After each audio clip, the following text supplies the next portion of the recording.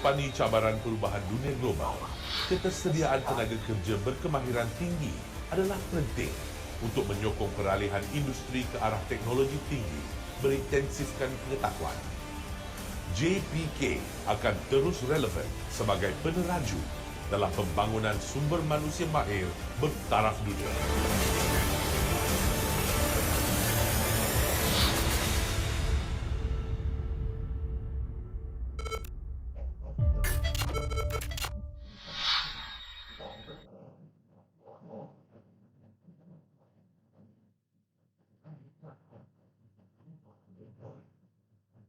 Okey, itu adalah sedikit video berkenaan dengan peranan, tanggungjawab dan juga apa ni JPK dalam pelaksanaan pembangunan kemahiran di Malaysia lah. Okey, so saya share screen untuk slide.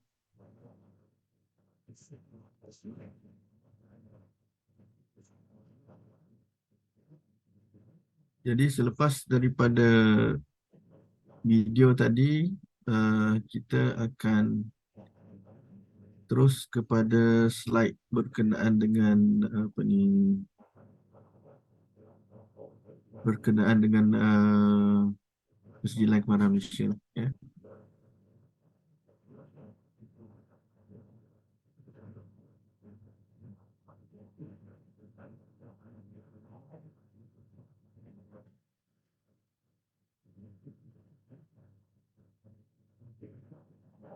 So saya share screen sekali lagi.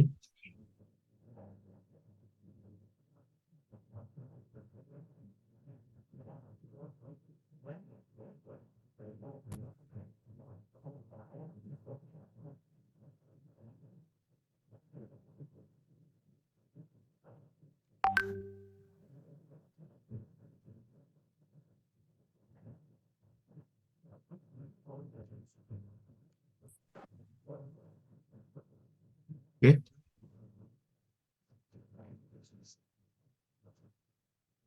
Jadi secara umumnya JPK mengeluarkan Persediaan Kemahiran Malaysia tahap 1 hingga tahap 5 daripada Sijil Kemahiran Malaysia tahap 1 hingga 5 sehinggalah kepada diploma dan juga diploma lanjutan kemahiran tahap 5, ya. Jadi Persediaan Kemahiran Malaysia yang kita keluarkan ini adalah melalui kaedah 3 kaedah. Yang pertama adalah melalui pembelajaran sepenuh masa di pusat bertauliah awam dan juga swasta, ya. Jadi kalau hari ini kita ada EdTech Jerantut yang mewakili pusat bertauliah awam, dan juga kita ada Hair Academy lah yang mewakili pusat bertauliah swasta, dan juga kita ada mengeluarkan Persediaan Kemahiran Malaysia melalui kaedah SLDN. Jadi ada beberapa juga syarikat SLDN pada hari ini seperti syarikat air di Pulau Pinang dan sebagainya. Dan pada hari ini kita akan fokuskan kepada program pengiktirafan pencapaian terdahulu di mana kita mengeluarkan Persediaan Kemahiran Malaysia melalui kekompitenan dan pengalaman pekerja mahir industri, ya, yang tidak melalui pembelajaran kemahiran secara formal lah, sama ada di peringkat sekolah ataupun selepas menamatkan persekolahan selama 11 tahun di Malaysia, ya. Jadi program pengiktirafan pencapaian terdahulu ini kita telah mulakan sejak daripada 1996 lagi, dan kita dapati ianya adalah satu program yang memberi peluang alternatif lah kepada mereka yang terus menceburi bidang pekerjaan selepas daripada tamat persekolahan, Jadi kalau kita lihat di Malaysia, setiap tahun lebih kurang ada 450,000 orang mengambil peperiksaan SPM. Daripada 450,000 ini, tempat yang tersedia untuk melanjutkan pelajaran ke IPTA dan IPTS adalah sebanyak 150,000. Dan daripada 150,000, kita dapati kita ada balance lagi 300,000. Dan tempat untuk latihan kemahiran TVET bagi pusat bertaliah sama ada awam, swasta, SLDN, kita dapati kalau maksimum pun kita akan dapat lagi 100,000 lah, 70 ke 100,000. Jadi 150,000 kita tambah dengan 100,000, kita akan dapat sejumlah 250,000. Jadi baki 200,000 ini adalah mereka yang menyertai pasaran kerja setiap tahun selepas tamat persekolahan. Jadi warga negara Malaysia inilah yang menjadi target kepada program pengiktirafan pencapaian terdahulu. Jadi hampir separuh daripada pekerja di Malaysia, iaitu sebanyak 200,000. Jumlah pekerja di Malaysia adalah berjumlah 15 juta pada tahun 2022. Dan daripada 15 juta itu, separuh daripada pekerja di Malaysia ini mereka tidak melalui latihan kemahiran ataupun pembelajaran secara formal bidang kerjaya selepas tamat persekolahan. Jadi mereka mendapat latihan kemahiran secara tidak formal itu di tempat kerja lah. Jadi itulah sebenarnya mengapa kerajaan mewujudkan program pengiktirafan pencapaian terdahulu pada tahun 1996 lagi. Dan semenjak tahun 1996, kita telah berjaya mempersijilkan sejumlah lebih daripada 200,000 pekerja mahir berpengalaman yang tidak melalui sebarang pembelajaran kemahiran secara formal lah.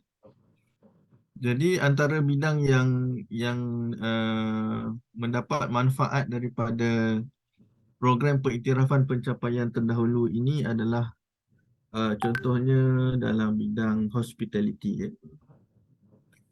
Seorang pekerja ni, contohnya katalah nama dia Ahmad. Jadi selepas SPM ni dia terus bekerja dengan hotel pada umur 18 tahun. Jadi pada umur 18 tahun dia bekerja dan mendapat gaji minimum lah sebanyak RM1,500. Jadi pada usia 18 tahun, RM1,500 itu adalah satu jumlah yang sangat besar lah bagi Ahmad. Sebab dia masih lagi tinggal dengan ibu bapa. Dan dia masih lagi, bila tinggal dengan ibu bapa ni, jadi kita tidak perlu risau berkenaan dengan masalah penginapan dan juga makan lah.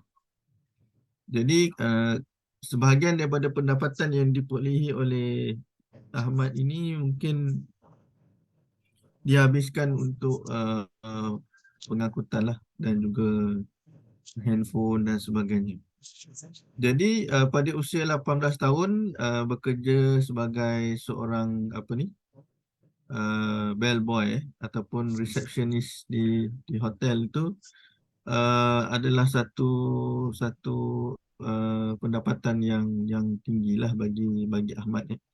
Sedangkan kawan-kawan dia yang lain tu masih lagi belajar di tahun pertama di IPTA, IPTS dan juga di Institut Latihan Kemahiran Awam dan Swasta. Jadi apa yang berlaku selepas 20 tahun ya. Selepas 20 tahun kita dapati bahawa Ahmad ini mungkin dia dia telah berkeluarga dan mempunyai beberapa orang anak dan sebagainya. Jadi pada ketika itu pendapatan dia mungkin 1,500 kita kalikan dengan 20 20 2 1,500 ni kita kalikan dengan 2, iaitu mungkin pendapatan dia akan mencapai 3,000 ringgit Jadi pada umur 40 tahun gaji 3,000 ringgit itu dianya adalah tidak mencukupi lah untuk membayar sewa rumah, untuk membayar installmen kenderaan, minyak, persekolahan mungkin 3-4 orang anak dan sebagainya, dan menyediakan makanan untuk keselesaan keluarga. Jadi oleh yang demikian pada ketika inilah kita dapati ramai pekerja-pekerja mahir yang tidak mengikuti pembelajaran secara formal ini memohon untuk mendapatkan persijilan kemahiran Malaysia sehinggalah kepada tahap contohnya DKM, Diploma Kemahiran Malaysia. Jadi mengapa? Sebab sekiranya tanpa persijilan kemahiran Malaysia, pekerja-pekerja mahir berpengalaman yang tidak melalui latihan kemahiran secara formal ini, sekiranya mereka bertukar beberapa tempat kerja pun, pendapatan mereka masih tetap akan berlega dalam 3,000, 3,500, 2,500 macam tu. Jadi yang ini tidak boleh naik kepada tahap yang lebih daripada RM4,000 lah. Jadi kalau tinggal di Kuala Lumpur, di Ipoh, di Johor Bahru, di Melaka dan sebagainya, dalam keadaan ekonomi sekarang ini, tinggal di luar bandar pun dengan pendapatan RM3,000 seisi rumah adalah dikategorikan sebagai B40 lah, B40 Jadi antara solusi yang boleh digunakan oleh Ahmad ni adalah untuk mendapatkan persijilan kemahiran Malaysia melalui kaedah PPT hinggalah kepada tahap mungkin DKM, Diploma Kemahiran Malaysia, supaya beliau boleh persijilan ini akan menjadi satu batu loncatan kepada Ahmad untuk beliau naik kepada executive level ataupun hinggalah kepada managerial level lah. Okey. Jadi inilah apa yang kita dapat bantu kepada pekerja mahir melalui pengiktirafan pencapaian terdahulu.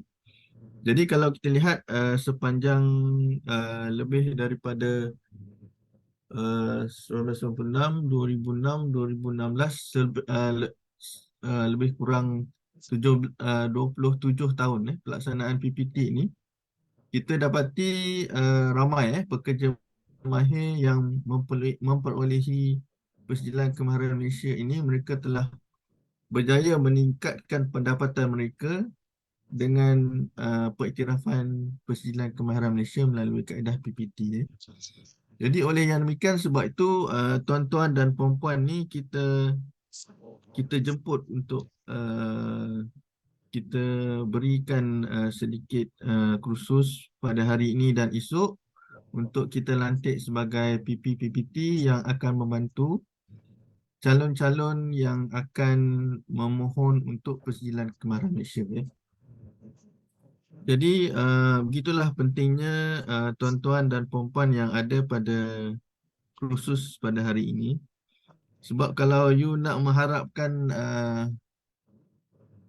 kaki tangan JPK yang tidak sampai 150 orang tu memang tak cukup. Sebab kita ada banyak bidang yang kita nak fokus. Jadi memang kita perlukan tuan-tuan dan puan-puan untuk kita lantik dan kita bayar perkhidmatan tuan-tuan dan puan-puan sebagai PP, PPT dan juga PPL, PPT dalam pelaksanaan program pengiktirafan pencapaian terdahulu ini.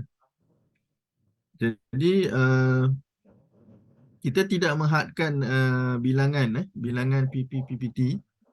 Cuma lagi ramai lagi baik sebab ramai di luar sana yang memohon untuk mendapatkan persijilan kemahiran Malaysia.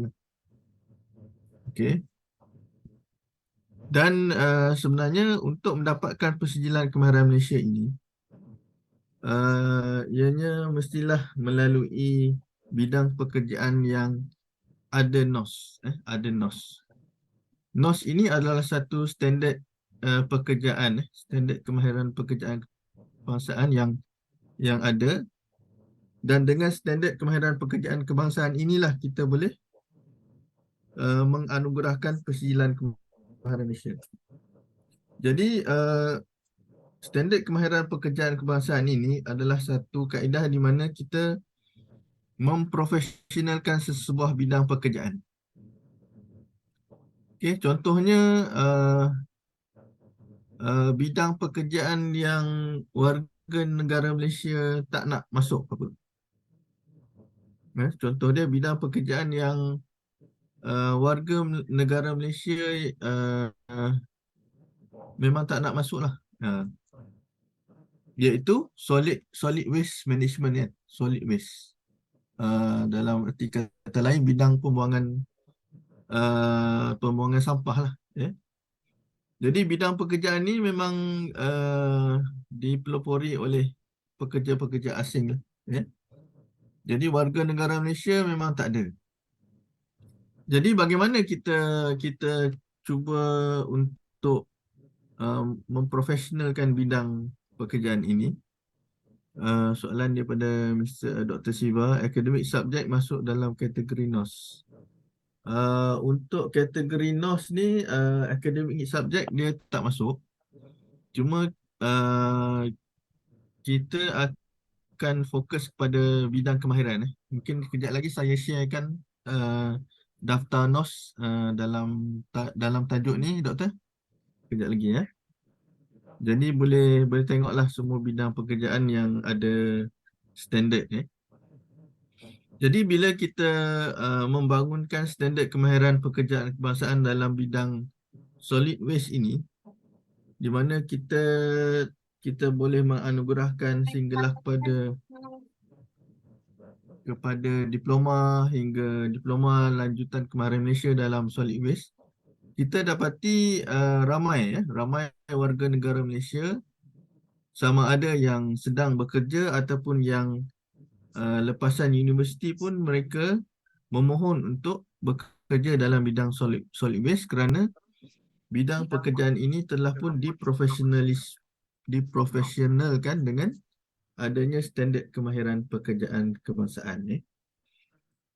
Jadi untuk standard kemahiran pekerjaan kebangsaan ni kita ada satu video untuk you fahamkan apa dia standard kemahiran pekerjaan kebangsaan dan mengapa standard kemahiran pekerjaan kebangsaan ini perlu ada. Jadi kalau tidak ada standard kemahiran pekerjaan kebangsaan, maka JPK tidak boleh mengeluarkan sebarang persijilan kemahiran kepada pekerja mahir. Jadi itu adalah sebenarnya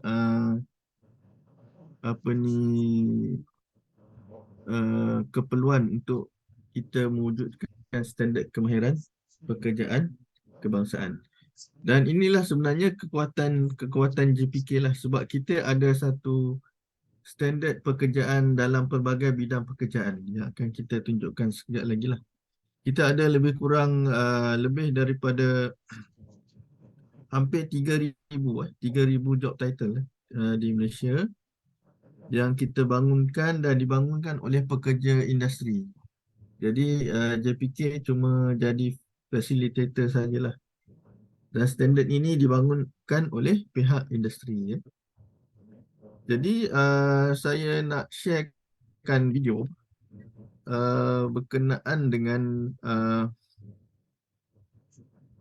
standard kemahiran pekerjaan kebangsaan ini, untuk anda lebih memahamilah apa fungsi dan peranan standard kemahiran pekerjaan kebangsaan ini.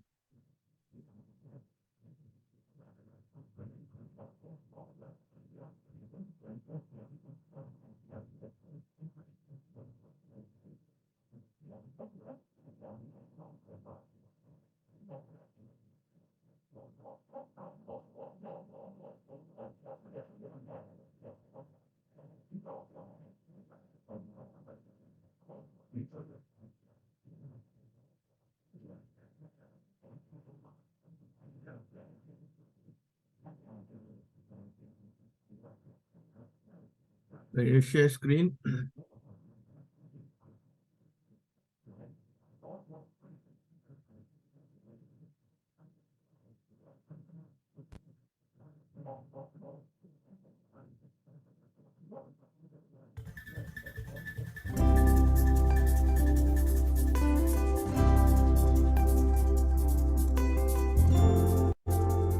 Jabatan Pembangunan Kemahiran atau JPK dahulunya dikenali sebagai Majlis Latihan Vokasi Kebangsaan atau MLVK, merupakan jabatan di bawah Kementerian Sumber Manusia yang telah ditubuhkan pada 2 Mei 1989 melalui penyusunan semula Lembaga Latihan Perindustrian dan Persijilan Ketukangan Kebangsaan atau LLPPKK.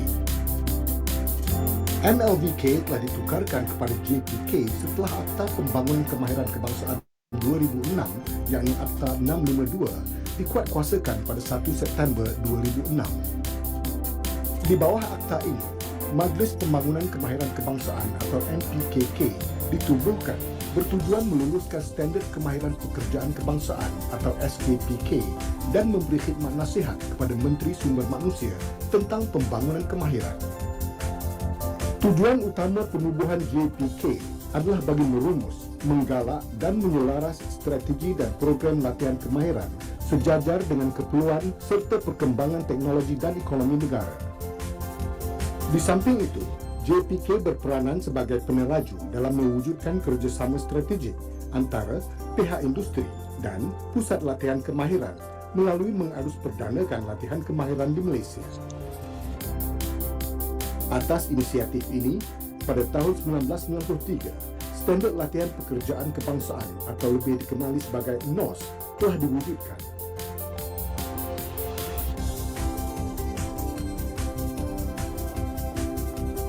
NOS merupakan dokumen bagi menggariskan keterampilan yang perlu dimiliki oleh seseorang pekerja mahir di Malaysia bagi sesuatu bidang dan tahap pekerjaan tertentu serta laluan untuk mencapai standard yang ditetapkan.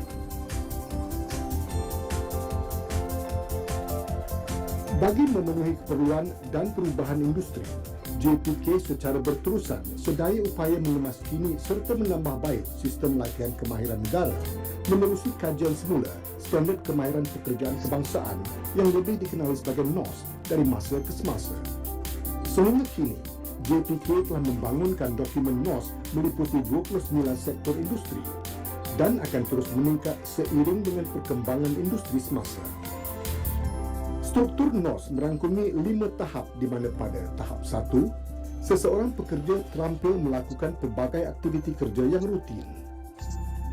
Tahap 2, seseorang pekerja terampil melakukan pelbagai kerja di dalam pelbagai konteks, sebahagiannya tidak rutin serta memerlukan tanggungjawab dan autonomi diri. Tahap 3, seseorang pekerja terampil melakukan pelbagai kerja di dalam pelbagai konteks, kebanyakannya adalah kompleks dan tidak lazim dilakukan, mempunyai tanggungjawab dan autonomi diri yang tinggi, di samping mengawal dan memberi panduan kepada yang lain. Tahap 4, seseorang pekerja terampil melakukan pelbagai aktiviti kerja teknikal dan profesional yang luas skop dan konteksnya, mempunyai tanggungjawab dan autonomi diri yang tinggi, di samping bertanggungjawab terhadap kerja orang lain dan agihan sumber-sumber. Tahap 5, seseorang pekerja terampil menggunakan pelbagai prinsip asas dan teknik yang kompleks di dalam skop yang luas, serta selalu tidak dijangka, mempunyai tanggungjawab dan autonomi diri yang sangat tinggi, serta bertanggungjawab terhadap kerja orang lain dan agihan sumber-sumber. Bertanggungjawab juga terhadap analisis, diagnosis, reka bentuk, perancangan, pengendalian dan penilaian. Bagi memastikan NOS yang dibangunkan memenuhi kualiti dan kehendak industri, NOS telah ditransformasikan ke format baru bagi tujuan penambahbaikan ke arah lebih fleksibel, dinamik dan responsif. Bagi merealisasikan hasrat ini, bahagian NOS telah diberi tanggungjawab membangunkan dokumen NOS. Kewujudan NOS mampu membuka peluang kepada masyarakat dan industri bagi mendapatkan perkhidmatan yang ditawarkan oleh Jabatan Pembangunan Kemahiran serta lain-lain agensi berkaitan. Antaranya, Persijilan Kemahiran Malaysia melalui sistem pentauliahan, sistem latihan dual nasional, pengiktirafan pencapaian terdahulu, pembangunan kurikulum latihan kemahiran, penanda aras dengan mana-mana standard atau persijilan dalam dan luar negara.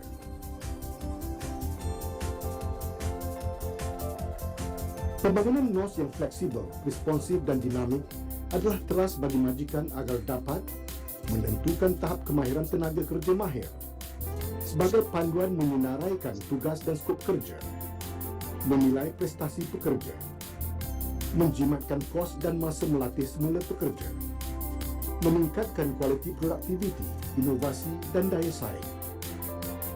Manakala kepada golongan pekerja, NOS mampu memberi maklumat skop tugas yang jelas, memberi maklumat peluang kerjaya dalam sektor yang berkaitan, membantu dalam peningkatan kerjaya, penanda aras prestasi kerja, membuat keputusan yang tepat bagi mengikuti latihan yang sesuai untuk peningkatan kerjaya, membolehkan pekerja mengikuti latihan secara fleksibel berdasarkan unit kompetensi yang bersesuaian. Di samping itu, kepada institusi latihan kemahiran dan pelatih, NOS boleh digunakan sebagai pembangunan kurikulum latihan yang tepat dan memenuhi kehendak industri. Pusat latihan boleh mereka bentuk program latihan sepenuh masa sejajar dengan keperluan industri. Memahami dengan lebih jelas terhadap kemahiran yang diperlukan oleh industri, asas menilai keperluan latihan semula pengajar. Nasihat kerjaya yang tepat boleh diberi dengan efektif kepada pelatih. Kandungan NOS meliputi Occupational Structure, Occupational Area Structure, Competency Profile Chart, Competency Profile, Curriculum of Competency Unit. Di dalam Competency Profile Chart, sektor, subsektor, job area, NOS title dan tahap pekerja bagi setiap industri berkaitan telah dikenal pasti. Elemen utama di dalam Competency Profile Chart ini adalah kompetensi dan kompetensi unit. Di dalam NOS format terkini, elemen kompetensi terbahagi kepada dua bahagian, iaitu core dan elective. Kompetensi unit menjelaskan sesuatu skop kompetensi yang sesuai bagi sesuatu pekerjaan dalam bidang dan tahap pekerjaannya. Pembangunan NOS kini amat memastikan kehendak industri yang pelbagai dalam sektor berkaitan dapat dipenuhi. Secara tidak langsung membolehkan pekerja yang dilatih lebih multi-skilling dan produktif serta mampu membuka peluang menceburi pelbagai skop pekerjaan. Di dalam Competency Profile, Competency Unit Title, Competency Unit Descriptor, Competency Unit Work Activity dan Performance Criteria dikenal pasti. Perkara yang terkandung di dalam Competency Profile menjelaskan spesifikasi yang digariskan oleh pihak industri. Di dalam CU Work Activity, proses atau fungsi sesuatu kerja disusun mengikut tertib kerja dari permulaan kerja sehingga tamat. Manakala di dalam Performance Criteria, pihak industri telah menetapkan kriteria yang perlu ada pada seseorang pekerja.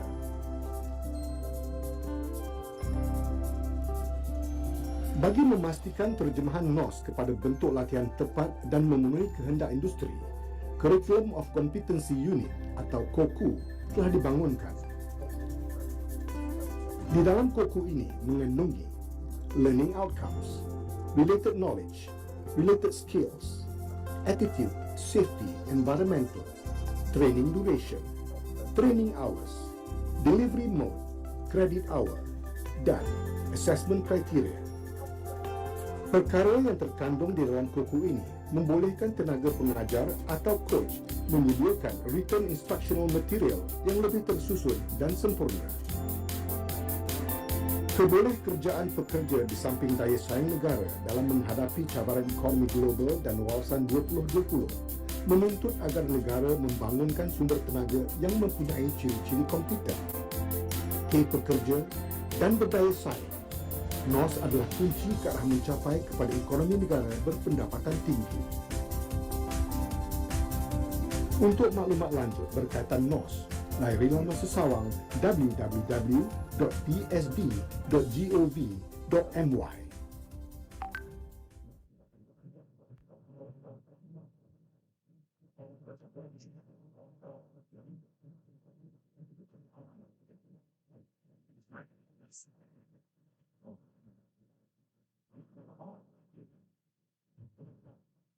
Okey, sebelum saya terlupa, mohon masukkan saya dalam grup WhatsApp induksi ini. Yang pertama adalah supaya saya boleh sharekan video yang kita telah pun lihat pagi ini. Yang kedua adalah untuk saya sharekan soalan induksi yang akan kita buat pada petang ini. Dan juga untuk berkomunikasi lah. Okay. Seterusnya adalah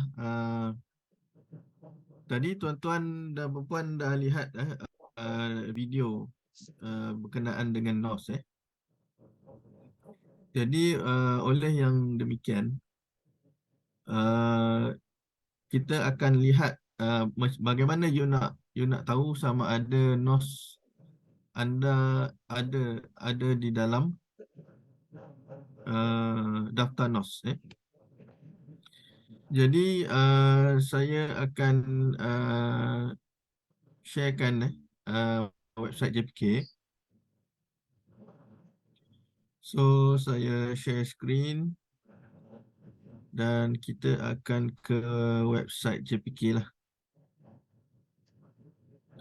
So dalam website JPK ini anda pergi kepada ikon perkhidmatan. Anda pergi ke ikon perkhidmatan. Anda pergi ke Standard Kemahiran Pekerjaan Kebangsaan NOS. Kemudian you scroll down.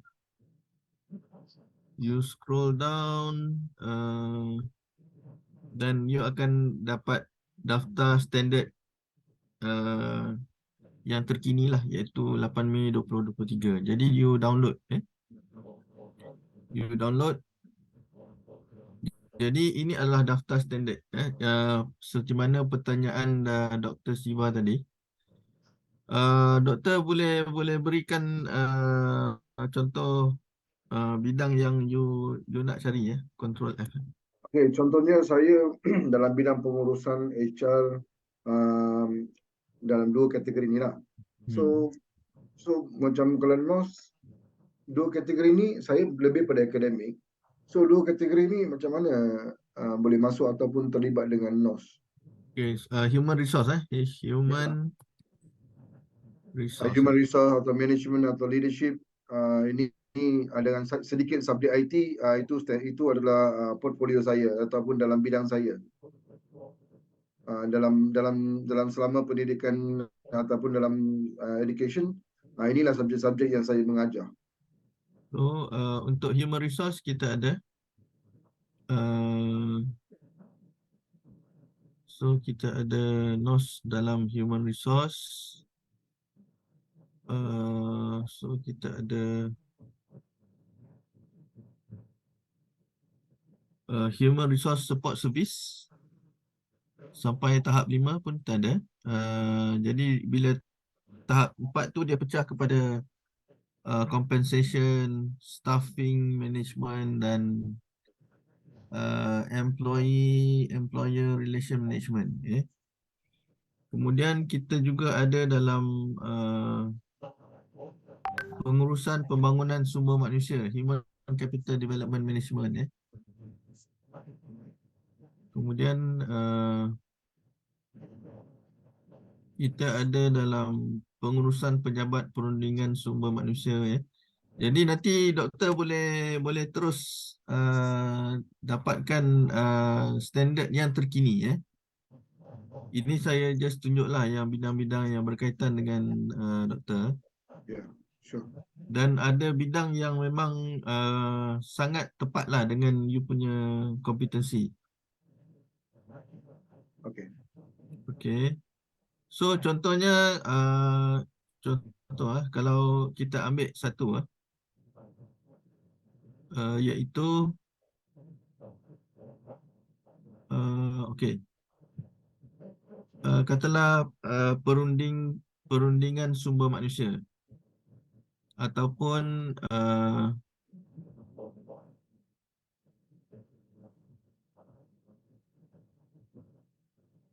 perkhidmatan sokongan perundingan sumber manusia ke,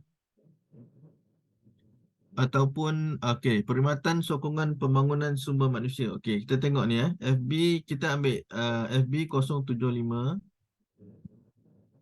Jadi macam mana sebelum kita nak beli NOS ni, kita nak pastikan bahawa kandungan NOS ini adalah tepat dengan kompetensi kita. Cara dia adalah you kena ada akaun dalam portal MySpike. Semua ada akaun dalam portal MySpike ke? Ada yang belum ada? Ada, saya ada. Ada yang belum ada tak? Wajib ada sebab semua dah daftar kan. Yes, semua ada. Kata dia tak boleh Jadi putus. you all boleh log in. Kalau nak saya tunggu sekejap, you log in boleh?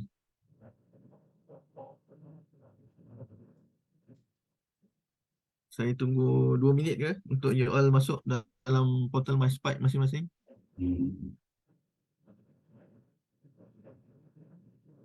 Kalau dah ready, tulis dekat chat lah ready ya.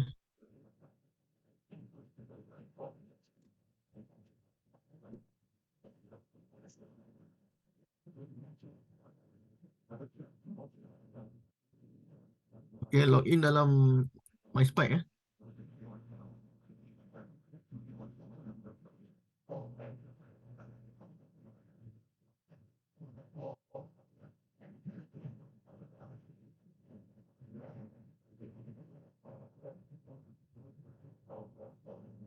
Okay, so kalau you all dah ready, pergi ke pengguna. Kemudian you all pergi ke profil kemahiran. Pergi ke pengguna dan pergi ke profil kemahiran. Kemudian you scroll down. Okay, so you pergi ke profil program kemahiran. Program penuh lah. Pergi ke profil. Pergi ke profil program kemahiran. Program penuh. Okay, so kemudian you masukkan kod NOS yang you search dekat daftar NOS tadi. Kan, kita ada, dia akan keluarlah perkhidmatan sokongan pembangunan sumber manusia. Okay. So you simpan. Kemudian you scroll down balik.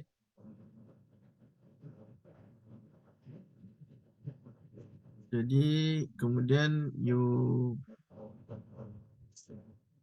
penilaian kendiri. Okay, dapat Semua dapat Ya, dapat. Okay. Kemudian pergi ke penilaian kendiri. Okey, daripada sini you tengok kompetensi yang ada dalam NOS tersebut. Okay. So dia ada human capital development, data processing. Dia ada human capital development administrative Tuan, support. boleh ulang balik? Tadi terkeluar daripada MySpike. Thank you. Saya buat semula.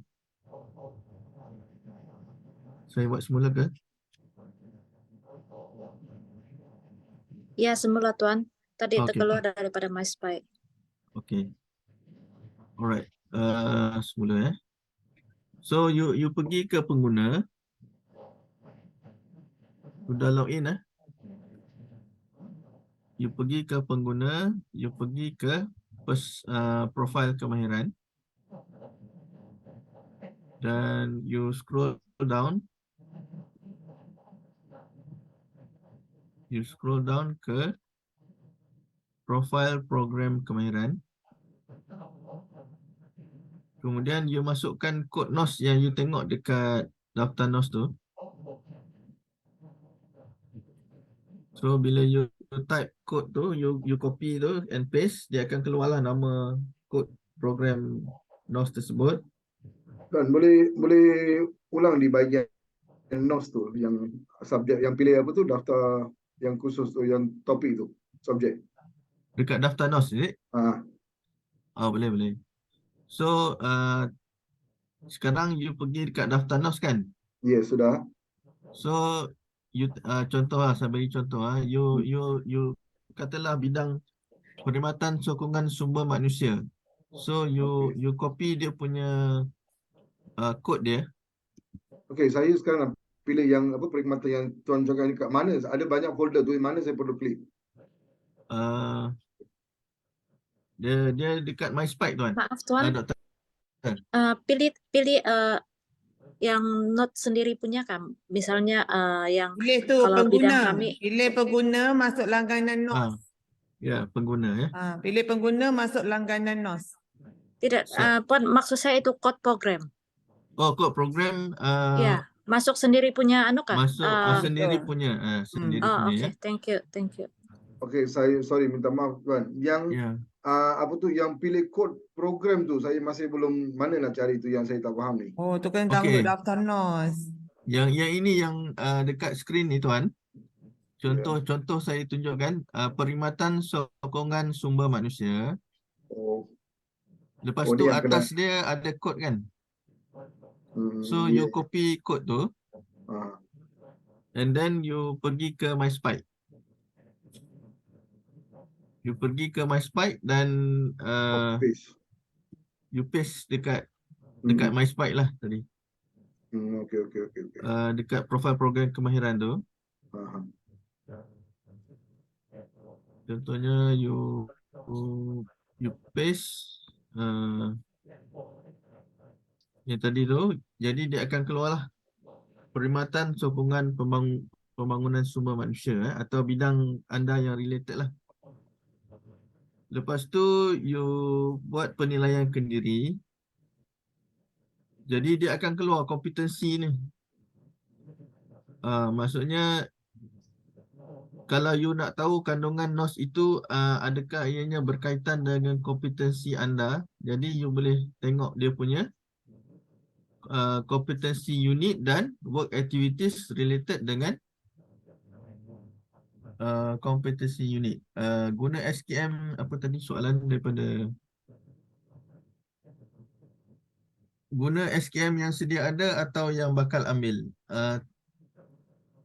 Terpulanglah kalau you ada SKM 3 nak buat SKM 4 boleh juga ambil yang SKM 4 itu. Kalau dari buat SKM 4 boleh tak kalau ikut kepada kelayakan saya? Kelayakan akademik. Boleh. Boleh terus mohon sampai SKM 4 berdasarkan kepada pengalaman. Nanti kita akan tengok bilangan tahun pengalaman dan juga tahap SKM yang boleh dimohon lah.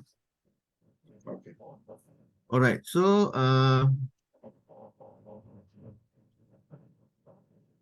okay, sebab SKM 3 dia kata telah ambil. Okay, so buat SKM 4 lah. Okay, right.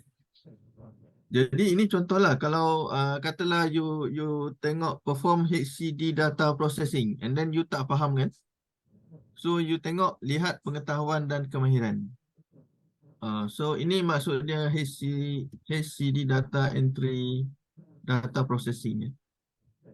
Jadi bila you tengok ini mungkin you akan faham lah apa maksud dia HCD data processing . So dia ada knowledge related dengan skills related. Okay. Faham eh?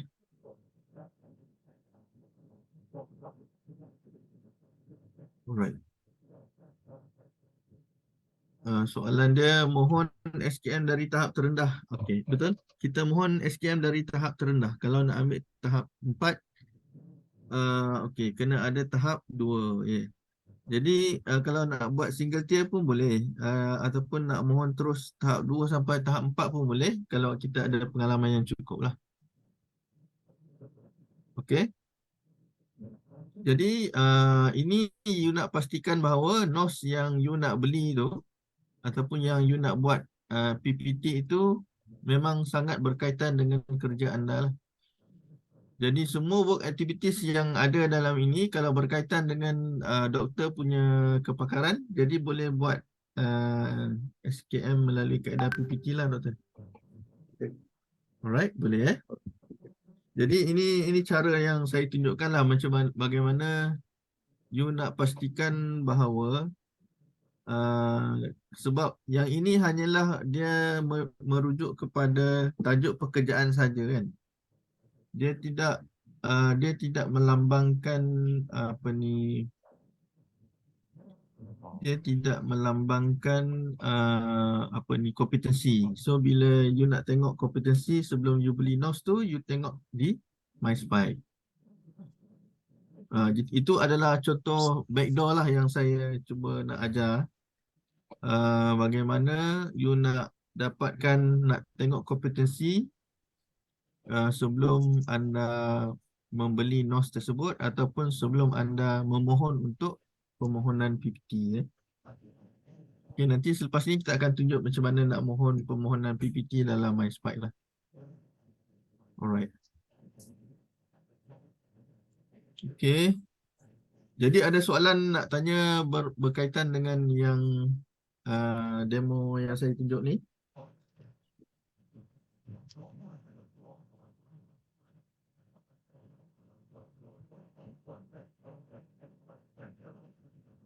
Okay.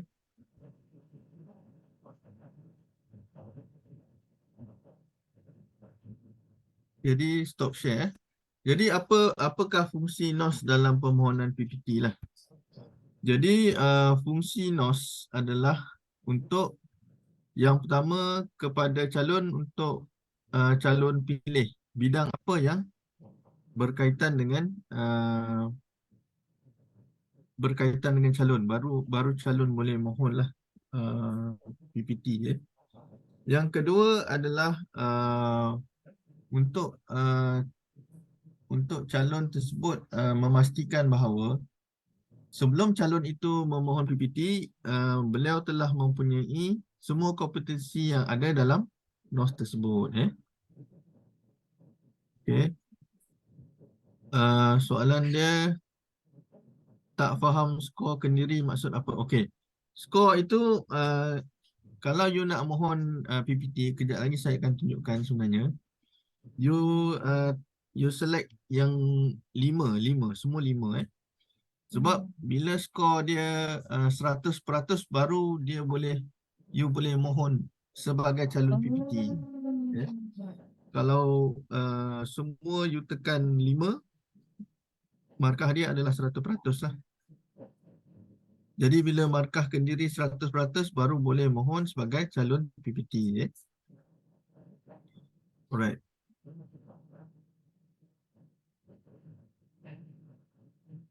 Okay.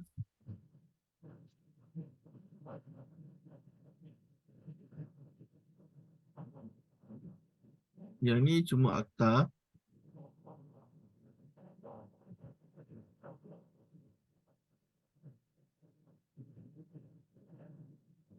Dan apa yang kita nak tunjukkan dalam slide ini adalah NOS itu dibangunkan oleh industri, dan daripada NOS itulah juga kita mempersediakan pekerja mahir di industri melalui 3 kaedah, iaitu melalui kaedah pusat bertaliah, melalui kaedah sistem latihan dual nasional dan juga pengiktirafan pencapaian terdahulu.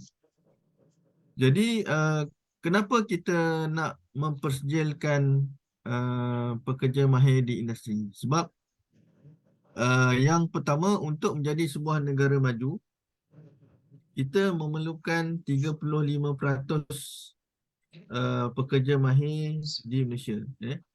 Jadi sekarang ini kenapa Malaysia tidak lagi ataupun belum lagi diiktiraf sebagai negara yang maju? Kerana kita tidak menepati lagi structural criteria untuk menjadi sebuah negara maju, iaitu salah satunya adalah 35% tenaga mahir ataupun profesional yang diiktiraf. Jadi sekarang ni kita masih ada lebih kurang dalam 30% lah pekerja mahir. Jadi oleh yang demikian, sebab itu pada tahun 2020 kita masih lagi belum boleh diiktiraf sebagai sebuah negara maju. Jadi berbanding, kalau kita bandingkan dengan negara jiran kita di Singapura, mereka telah pun diiktiraf sebagai sebagai negara maju kerana telah memenuhi kriteria tersebut. Tetapi sebenarnya hampir 40 ke 50% daripada pekerja mahir yang bekerja di Singapura adalah daripada warga negara Malaysia. Jadi kita yang menyumbang kepada peratusan pekerja mahir di Singapura untuk Singapura diiktiraf sebagai sebuah negara maju. Alright.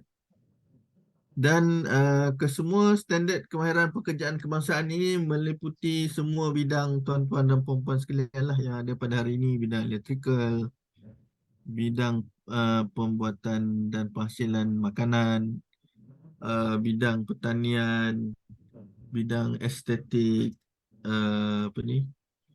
bidang penjagaan kanak-kanak dan sebagainya. Jadi kita ada 21 section di bawah pengkelasan daftar standard pekerjaan. Okay. Alright. Tuan, saya ada satu soalan ni. Minta maaf. Okay, Doktor. Ya. Okey, dalam bidang sebab saya nampak di sini yang kebanyakan yang kemahiran macam pembuatan kek, mechanical, electrical dan sebagainya. Bidang akademik, contohnya macam management, HR ataupun lain-lain bahagian, bagaimana ia boleh manfaat ataupun berfungsi dalam sistem ini sedangkan ia bukanlah membawa kemahiran praktikal? Ya. So dalam NOS ni kita ada dua pengkelasan utama lah, iaitu hard skill dan soft skill. So bidang doktor kita masukkan dalam soft skill. Jadi sebenarnya kalau saya share sini, kalau doktor explore daftar NOS, kita ada bidang management dan sebagainya lah. Yang mungkin doktor boleh explore sekejap lagi.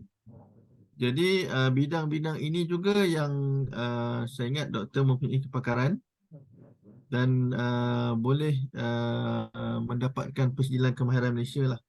Contohnya kita ada for example bidang yang doktor ada kepakaran tadi apa? Management, HR, lebih pada inilah. Contohnya saya type kat sini management.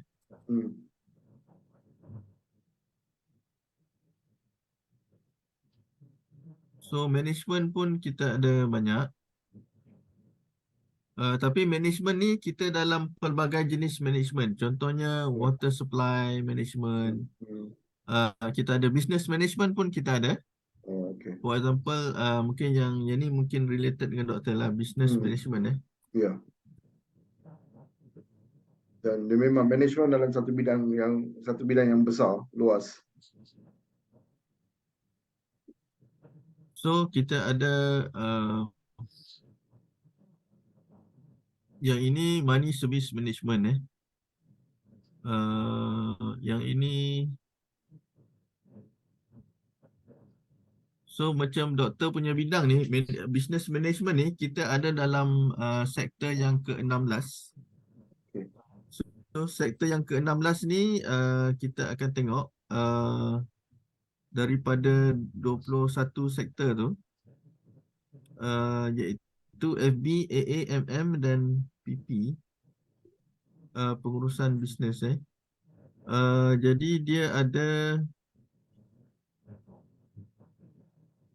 di bawah di sini. Alright. Jadi mungkin kita boleh pergi slow down ke sini. Agak-agak muka surat berapa tu, Tuan? Ya. Agak-agak muka surat berapa tu? Okey, muka surat dia di bawah aktiviti kewangan dan insurans. Oh, Okey, so kita ada insurance, kita ada account.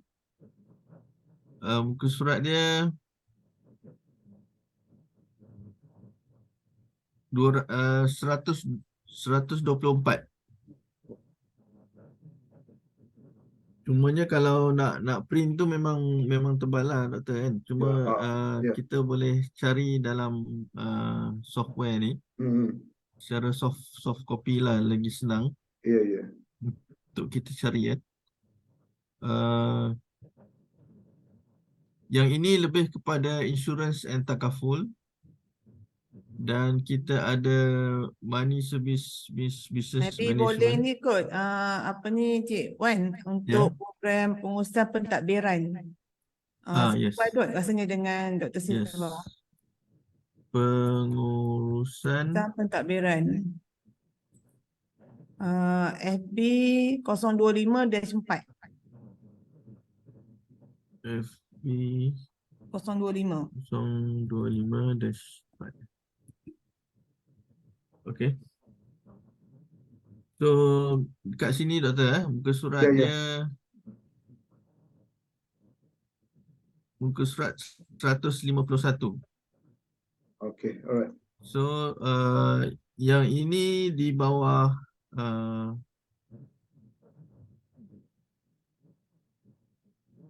kita pergi dia punya tajuk tu.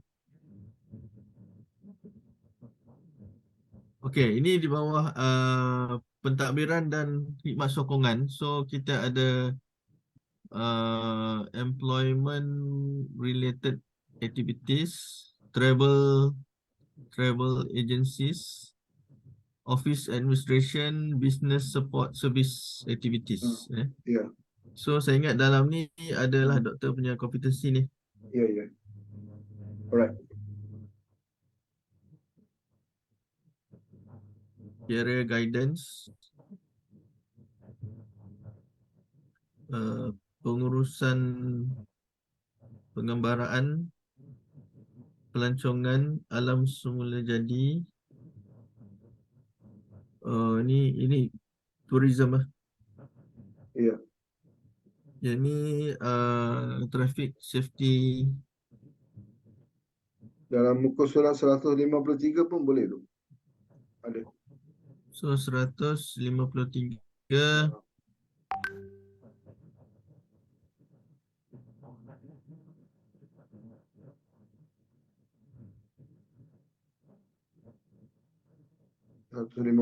yang 1.5, 1.4 area. Industrial management Boleh doktor? Boleh. So nak kena explore sikit lah, ambil masa betul, sikit betul. doktor. Boleh. Alright. Alright, thank you. Okay, kita teruskan aja dengan subjek. Alright. Okay.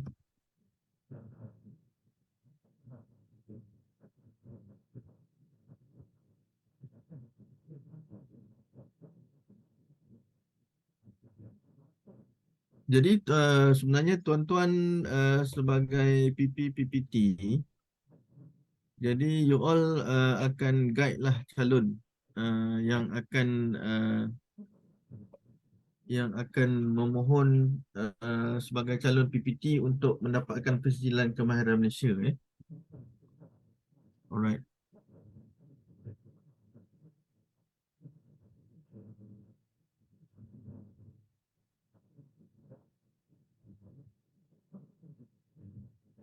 Okay, so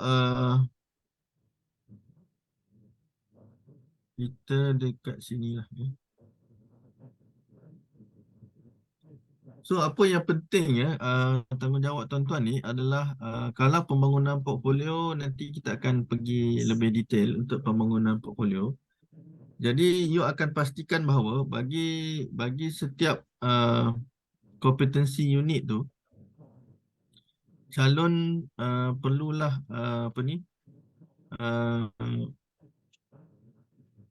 setiap calon dia perlu menunjukkan bukti dalam bentuk black and white bagi setiap kompetensi unit yang mempunyai work activities masing-masing lah. Contohnya untuk work activities prepare motorcycle brake tu. So bagi setiap work activities tu calon perlu menunjukkan contoh black and white document lah yang perlu nak dimasukkan dalam portfolio. Okay? Nanti kita akan lebih detail lah pada sebelah petang nanti. Tuan, Ya. nak tanya.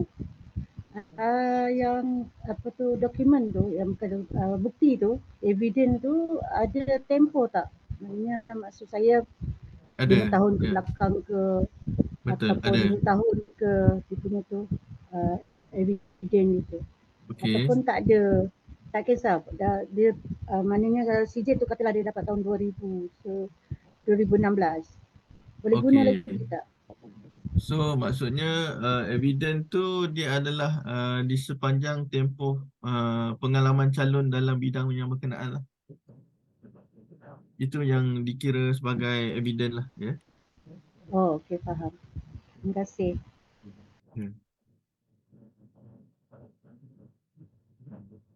Okay, saya stop share dan saya masuk balik kepada slide tadi.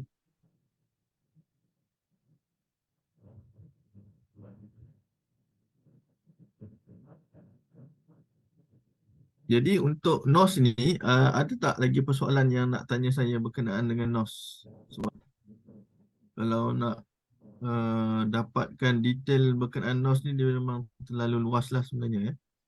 Cuma kita nak bagi kefahaman secara surface lah berkenaan dengan tanggungjawab ataupun peranan NOS dalam pelaksanaan PPT lah. Okay. Jadi dalam permohonan PPT ni, NOS ni dia berfungsi di mana sebelum anda memohon PPT, anda kena pastikan dahulu bahawa terdapat NOS dalam bidang yang anda ingin melaksanakan permohonan PPT lah. Contoh tadi kan ada bidang Human Resource Related Services. Okay, so bila dah ada, kita confirm stand dia punya kompetensi, maksudnya kita dah boleh mohon. Kemudian bila kita mohon, kita akan tunjukkanlah permohonan, bagaimana nak buat permohonan secara online dan bagaimana pembayaran secara online dan bagaimana kita akan guide calon untuk pembangunan portfolio dan seterusnya sampailah kepada calon mendapat persijilan kemahiran Malaysia melalui kaedah PPT.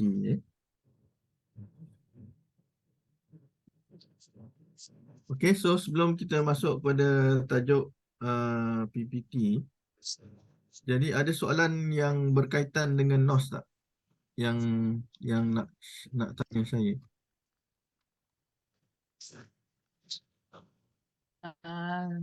Selamat tengah hari, Encik Wan Sulaiman. Saya nak Yes. bertanya, Ya. sekarang ni kan ada beberapa NOS yang dah bertukar dia punya kod. Untuk untuk food preparation and production dulu HT, sekarang dah jadi I. Yep. Jadi Ya. apabila kita macam saya dah jadi PPL kan di bawah HT, apabila dah bertukar kod ni, adakah kita masih balik lagi untuk menilai di bawah kod yang baru ni atau macam mana? Okey, dia akan valid sehinggalah kepada you punya tempoh lantikan PPL itu berakhir.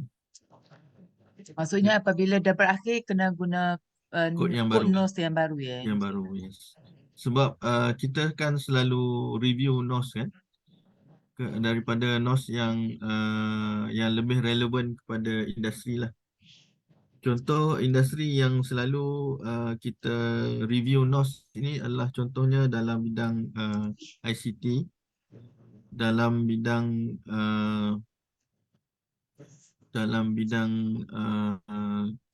otomotif, sebab kita dah ada electric car dan sebagainya. Jadi kita terpaksa review NOS tersebut supaya ianya relevan dengan industri. Jadi soalannya, perlu ambil industri baru juga ke atau boleh guna HT lagi? Boleh guna HT lagi, tak perlu ambil industri yang baru sebab kita hanya ubah NOS. Jadi lantikan anda itu daripada NOS yang lama, kita akan upgrade kepada NOS yang baru lah. Okey, yang itu dia maksudnya bila you all katalah you all adalah PPL lantikan JPK kan. Jadi bila you renew juga lantikan personal PP KSPP kan. Jadi you renew dan you gunakan kod yang barulah. Okey. Sebab kita lantikan personal ni 3 tahun. Jadi bila tamat 3 tahun, sebelum tamat 3 tahun tu kita akan renew. Jadi bila kita renew personal itu apabila berlaku perubahan NOS ataupun perubahan kod NOS, kita akan minta untuk you daftar dengan kod NOS yang barulah. Ya. Apa yang dimaksudkan dynamic dalam NOS dan apa pula yang dimaksudkan fleksibel ya? Dynamic ni maksudnya NOS kita ni dia boleh digunakan dalam pelbagai situasi lah. Kan, contohnya NOS ini bukan sahaja boleh digunakan dalam untuk kita mengeluarkan Persediaan Kemahiran Malaysia. NOS ini juga boleh kita gunakan untuk kita grading ataupun kita berikan markah tahunan kepada pekerja mahir di tempat kerja kita kan. Contohnya dalam bidang contohnya yang mudahlah dalam bidang production ataupun CNC machining dan sebagainya. Dan kalau kita ada syarikat sendiri dan contohnya kita ada seorang kerani ataupun kita ada seorang jadi kita boleh gunakan NOS dalam bidang tersebut untuk grade dia punya prestasi ya. Dan NOS juga boleh digunakan untuk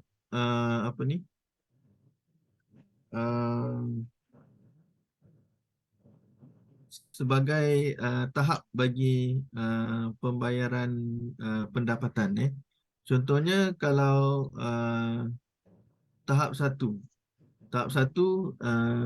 dia punya pendapatan adalah di antara 1,500 hingga 1,700. Kalau tahap 2 pendapatan dia 1,700 hingga 1,900. Kalau tahap 3 1,700 hingga 1,900. Itu maksud dia lah dari segi penggunaan NOS. Dan kalau tahap 4 diploma level, jadi mungkin dia punya pendapatan dia 1,200, 2,000 dan ke atas. Itu maksud dinamik lah. Dan fleksibel ni maksudnya contohnya kita ada NOS jahitan pakaian wanita kan. So dalam jahitan pakaian wanita, kita ada satu CU elektif dan CU yang core. Jadi kalau CU yang core ni kita minta calon itu dia perlu terampil dalam kompetensi-kompetensi yang core lah. Tetapi kita berikan pilihan untuk kita panggil kompetensi elektif. Dalam kompetensi elektif bagi jahitan pakaian wanita adalah jahitan tudung ataupun jahitan tudung kepala lah. Jadi bukan semua syarikat perlukan kompetensi tersebut. Hanya beberapa syarikat yang perlukan kompetensi jahitan tudung kepala akan menggunakan kompetensi elektif tersebut untuk dijadikan sebagai kompetensi yang mesti dilalui oleh semua pelatih lah. Itu yang kita masukkan dengan fleksibel lah. Kemudian NOS saya MP082 ada masih yang sama atau dah ada NOS yang baru MP082 bidang apa tu Nolela? Kita boleh tengok daftar NOS kejap MP082 Belum lagi, belum ubah lagi, masih lagi massage tu. masih lagi Masih nos yang sama. Masih NOS yang sama Ctrl F. Yang dah ubah beautician. MP082 jadi kita masih lagi ada tahap, masih lagi lah. Jadi Puan ada tahap 4 ke? Puan ada tahap 4 ke? Belum lagi. Dalam perancangan. So dah boleh mohon tahap 4 lah. Cuma tahap 5 tu kita nak kena buat juga tu. Alright. So kita rehat 10 minit sebelum kita pergi kepada topik PPT . So kita masuk balik 11.45.